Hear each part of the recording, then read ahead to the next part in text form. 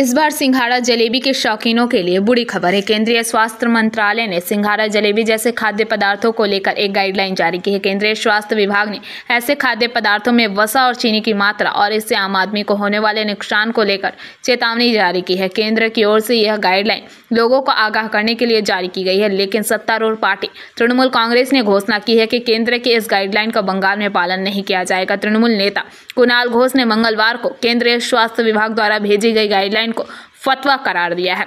केंद्रीय स्वास्थ्य विभाग ने केंद्रीय शिक्षण संस्थानों में छात्रों को इस संबंध में उचित शिक्षा देने को कहा है। इसके साथ ही राज्यों से कहा गया है कि वे विभिन्न कैफेटेरिया और भीड़भाड़ वाली जगहों पर सिंघाड़ा जलेबी जैसे खाद्य पदार्थों के शारीरिक खतरों का विज्ञापन करके लोगों को आगाह करें।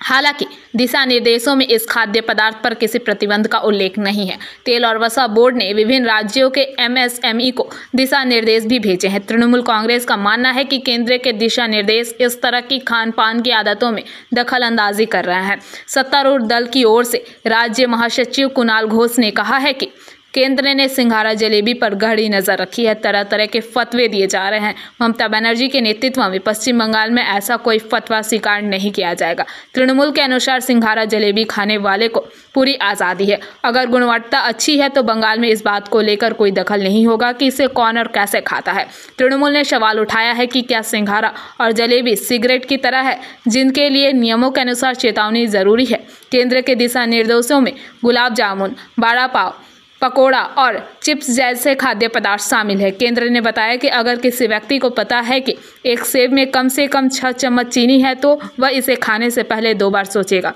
वसा और शर्करा युक्त खाद्य पदार्थ कम उम्र में दिल के दौरे से लेकर मौत तक कई बीमारियों का कारण बनते हैं। इसलिए केंद्र के स्वास्थ्य विभाग ने भावी पीढ़ी को आगाह करने के लिए यह कदम उठाया है। আমরা আজকে যে মিটিংটা করছি এটা হচ্ছে বন্যা এখনই বলবো না, জল প্লাবিত এলাকায় কিছু অঞ্চল ভেসেছে এবং সেটার ব্যাপারে আমাদের অল ডিস্ট্রিক্ট ম্যাজিস্ট্রেট এবং তুমি ডিএমদের কাছে চলে যাও, ওখানে তো কানেক্টেড হয়ে গেল। ডিএমদেরকে দেখাও, all district magistrate, SP, commissionerate, line department, অন্যান্যরাও সকলে উপস্থিত আছে।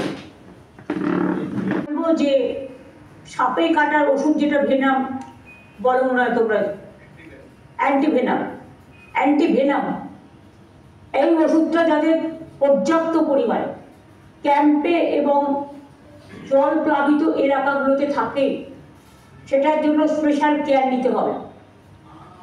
কাজ করা হয়েছে যাতে যে জলটা আরো বেশি করে হতে পারত সেটা অন্তত কিছুটা কমেছে, কিন্তু যেহেতু এবারে জলটা বেশি ছাড়ছে সেহেতু আমি বলবো এখন থেকে ফরেস্ট ডিপার্টমেন্টের কাজ হচ্ছে।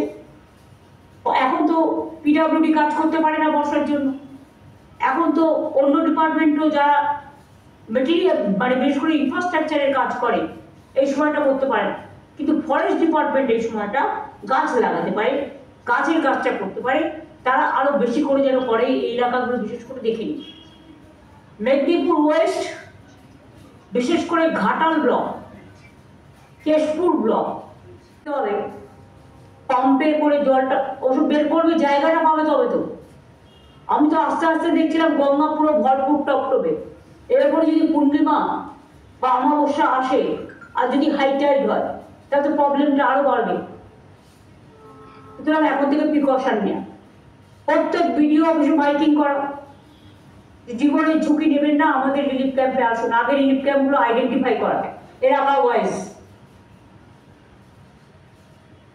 পুলিশকেও বলবো এলাকা ওয়াইজ আইডেন্টিফাই করা। আগের বার আমি দেখেছিলাম, আমি শুনেছিলাম, আমি গেলাম ঘাটালে,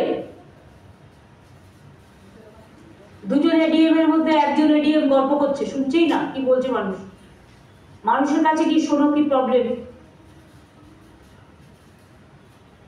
আর পুলিশ আগেবারে আমাকে রিলিফ ওয়ার্কে অনেকটা সাহায্য করেছিল তাদের নিজেদের থেকে, তাদের নিজেদের ওয়েলফেয়ার প্রোগ্রাম থেকে। এবারেও আমি বলবো ঘাটাল এবং খানাকুল এবং ঝাড়গ্রাম